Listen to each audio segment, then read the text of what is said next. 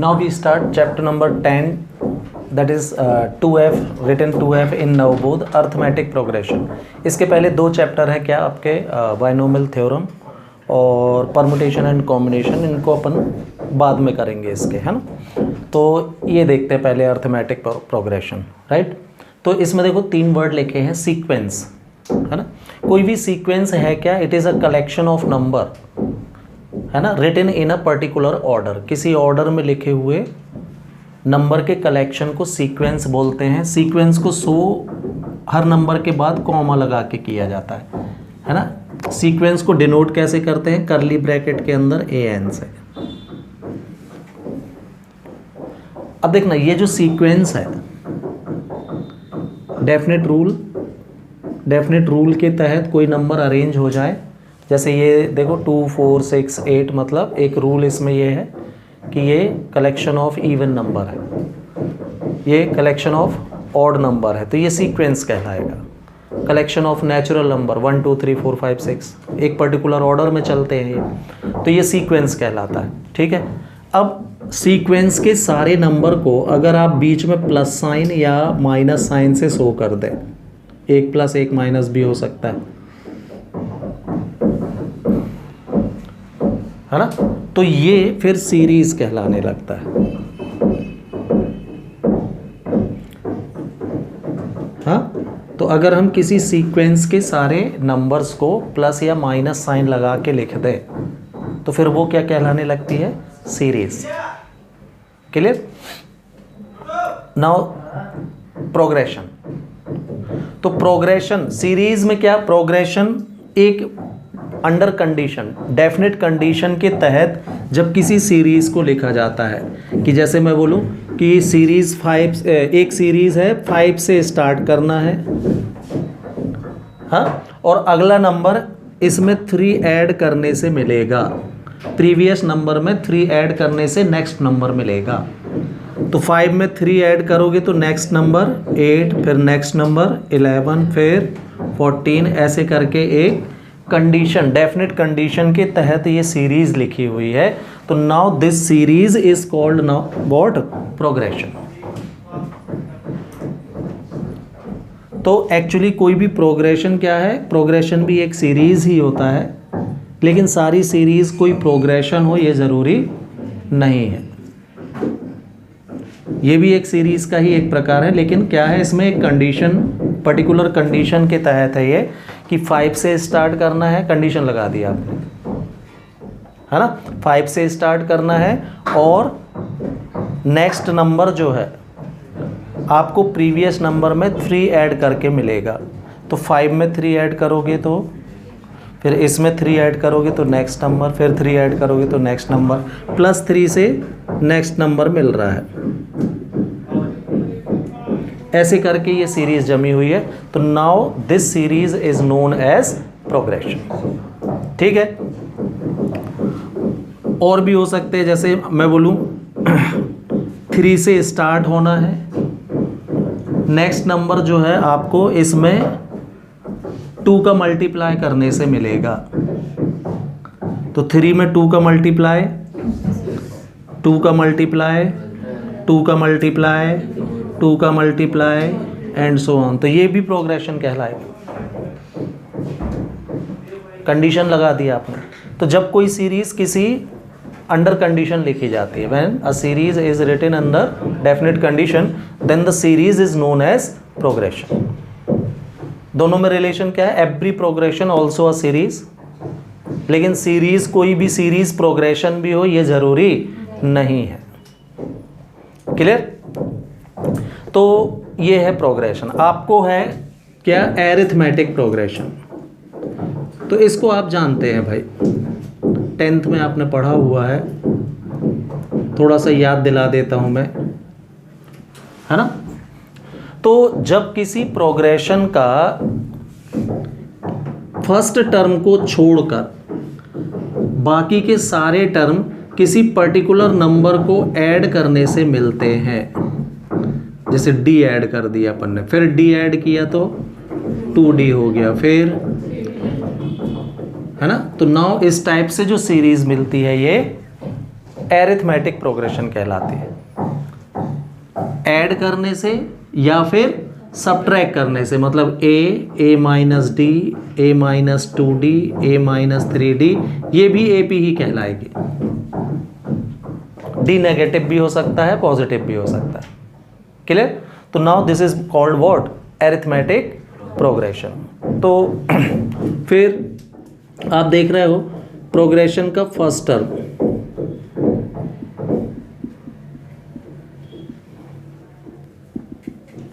को A से show किया जाता है, ये फर्स्ट टर्म कहलाएगी। और जो भी नंबर आपने ऐड या सब्ट्रैक्ट किया है ना, वो कॉमन डिफरेंस कहलाता है।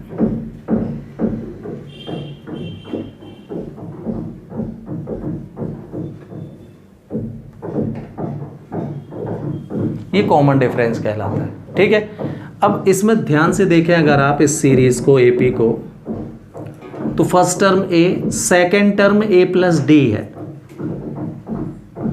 T2 में A plus D, term number third A plus 2D है, term number 4 A plus 3D है। तो ध्यान से देखो आप, तो T2 में 1D चलता है, एक कम, T3 में 2D, T4 में 3D, है ना। तो जनरल टर्म या nth टर्म ऑफ AP क्या बनेगी इसी तरीके से, टर्म नंबर n, इसको जनरल टर्म भी बोल देते हैं, A plus n minus 1 into D. ये जनरल टर्म या nth टर्म का फॉर्मूला हो जाता है ना। लास्ट टर्म ऑफ AP,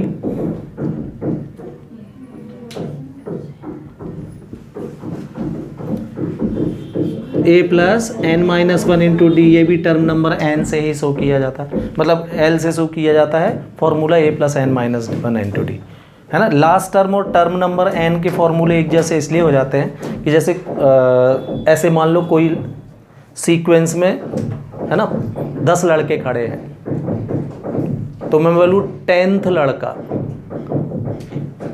या मैं बोलूँ लास्ट लड़का, एक ही बात होगी, राइट ना। दैट्स वाई दोनों के फॉर्मूले हमको एक जैसे दिखते हैं। फिर इसी में आपने लास्ट ईयर भी देखा था क्या, nth term from last, last से nth टर्म का फॉर्मूला ये क्या होता था, L minus n minus 1 into D, A plus n minus 1 into D का नहीं, L minus n minus 1 into D. तो ये last term, nth term from last निकल आती थी। क्लियर? फिर और क्या देखा था आपने last year, sum of n terms of AP, ये इसको किससे शो करते थे आप, Sn से, फॉर्मूला n/2 2a प्लस, है ना। यही फॉर्मूला दूसरे फॉर्म में भी लिखते थे आप, कैसे, 2a को अगर अपन a प्लस a लिख दें, n minus 1 into D same, तो ये लास्ट टर्म का फॉर्मूला हो जाता है। तो अगर आपके पास लास्ट टर्म है सीरीज की, तो हम अपने फॉर्मूले को इस फॉर्म में भी लिख सकते हैं, Sn is equal to n/2 a plus l, sum of n terms को।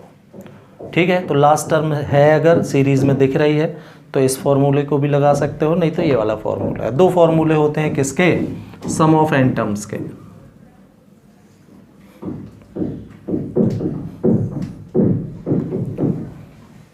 क्लियर? कॉमन डिफरेंस,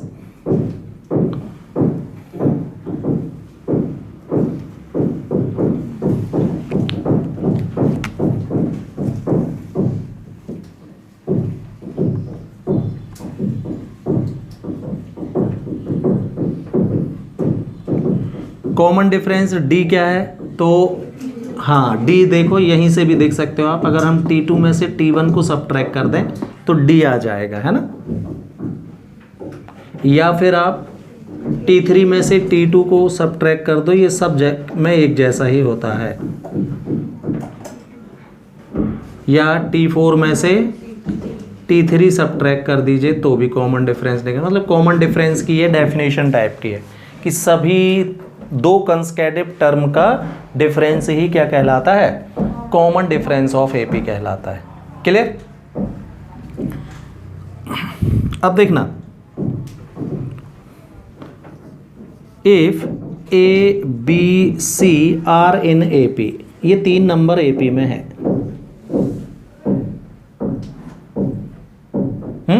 तो जो बीच वाला नंबर है B, then B is arithmetic mean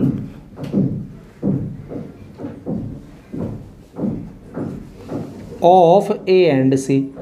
तो जो बीच वाला नंबर बी होता है ये ए और सी के एरिथमेटिक मीन के बराबर होता है। देख लेते हैं कैसे। देखो ये तीनों ए बी सी काय में है, एरिथमेटिक मीन तो समझते हो ना, दोनों को ऐड करके 2 का डिवाइड। तो ए और सी का एरिथमेटिक मीन क्या हो जाएगा, ए प्लस सी बाय 2। ये बीच वाला नंबर इनके बराबर होता है। B is equal to A plus C by 2।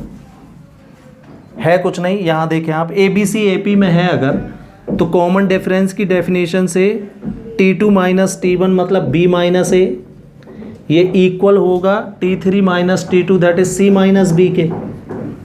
होगा कि नहीं? By the definition of common difference लगाइए इन तीनों में, AP में है ये, तो T2 minus T1 is equal to T3 minus T2। यही आएगा। B को यहाँ लाओ तो 2B हो जाएगा, A को वहाँ भेजो तो A प्लस C हो जाएगा, 2 का साइड चेंज करोगे तो ये। देखा आपने? इसका मतलब ये कि अगर 3 नंबर AP में है तो जो बीच वाला नंबर होता है वो फर्स्ट का और थर्ड का क्या होता है, एरिथमेटिक मीन के बराबर होता है। एरिथमेटिक मीन मतलब दोनों को ऐड करके 2 का डिवाइड कर दो तो मीन निकल आता है। 2 नंबर का मीन तो निकाले होगे ना, एवरेज मीन है ना। 60 और 50 का मीन तो 60 प्लस 50 बाय 2, तो दैट्स इट। तो यहाँ तक तो आपने लास्ट ईयर देखा था। ये यहाँ से कुछ चीज़ें जो आपको एक्स्ट्रा ऐड होंगी इसमें वो हम देख रहे हैं, ठीक है। तो इतना नोट करो, फिर आगे और बता रहा हूँ। तो अब देखना, जैसे 2 नंबर्स हैं, कोई भी 2 नंबर्स है ए एंड बी, तो हम 2 नंबर के बीच में है ना अपनी मर्जी से चाहे जितने number of arithmetic mean put कर सकते हैं और फिल कर सकते हैं, है ना। Filling arithmetic mean, AM arithmetic mean को शॉर्ट में AM लिख देते हैं। AMs between 2 numbers. तो जैसे A है और B है, ये 2 नंबर्स हैं, इसके बीच में है ना हमने n AMs फिल कर दिए, तो A1 A2 A3 and so on, कितने AN AMs हैं ये, है ना। तो आपने जैसे ही AMs फिल किए तो ये जो सीरीज मिलेगी आपको ये AP मिलेगी। 2 नंबर के बीच में AMs फिल करने से जो सीरीज बनती है वो AP ही बनती है ना। इस AP की खासियत क्या होगी, जैसे मान लीजिए मैंने बोला आप 10 AMs फिल करो ये, हाँ, तो अगर है ना 10 AMs अगर आपने फिल किए हैं तो सीरीज में टोटल नंबर ऑफ टर्म्स 12 होंगे, 1 to 12। देखो क्यों, 2 नंबर तो ऑलरेडी आपके पास हैं जिनके बीच में आप नंबर भर रहे हो, है ना। 4 और 8 के बीच में आपने A B C D 4 number भरे, तो टोटल नंबर तो 6 हो जाएंगे ना। तो यहाँ आपने कितने AMs भरे हैं, तो number of terms in AP ये कितनी होंगी, n+2 होंगी, 2 बढ़ जाएंगे। जितने AMs फिल करोगे नंबर ऑफ टर्म्स उससे 2 ज़्यादा होंगे, क्योंकि 2 नंबर आपके पास पहले से ही थे, ठीक। दूसरी चीज़ आप देख रहे होगे इसमें कि जो पहला AM है वो एक्चुअली सेकेंड टर्म है। फर्स्ट AM देखिए आप, ये है कौन सी टर्म, सेकेंड टर्म है ये। तो A1 का फॉर्मूला सेकेंड टर्म के फॉर्मूले के जैसा होगा, मतलब A प्लस डी होगा। हाँ, A2 थर्ड टर्म है यानी A प्लस 2D। तो A1, A2, A3 इनके फॉर्मूले में जिसका फॉर्मूला रहता उतने ही D आते हैं। ये देखो A3 में 3D। तो इस तरीके से nth AM का फॉर्मूला क्या बनेगा? हाँ, so this is how we can fill any number of AMs between any two numbers. कितने भी फिल कर सकते हो, जितनी इच्छा हो आपकी, और ये सब के सब AP में होंगे। क्लियर? अच्छा देखना, AP की एक खासियत और होती है। जैसे एक AP लिख रहा हूँ मैं 3, 7, 11, 15 एंड सो ऑन। AP है ये, सभी नंबरों में 4 का फर्क है, ये AP है? अब देखना, किसी AP की अगर ईच टर्म में हम कोई फिक्स्ड नंबर ऐड कर दें, जो आपकी इच्छा हो, फॉर एग्जाम्पल सभी में आप 2 ऐड कर रहे हो, तो ये 5 हो जाएगा, ये 9 हो जाएगा, ये 13 हो जाएगा, ये 17 हो जाएगा। तो ये जो न्यू सीरीज मिल रही है ये भी AP ही होगी। देखना, नहीं है AP, 4 का अभी भी फर्क है।